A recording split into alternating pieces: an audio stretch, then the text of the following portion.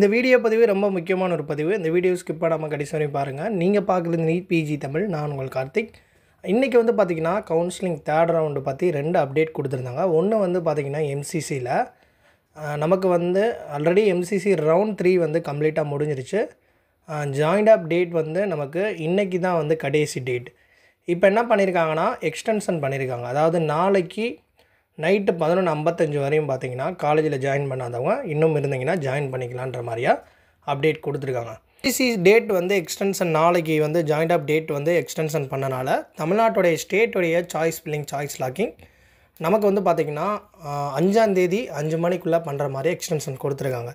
So இதுவரையும் choice filling choice lock பண்ணாதவங்க 5ஆம் தேதி வரையும் பண்ணிக்கலாம். ஆல்ரெடி பண்ணவங்க எதுவும் பண்ண தேவையில்ல, அப்படியே நீங்கள் விட்டுக்கலாம். ஓகேவா?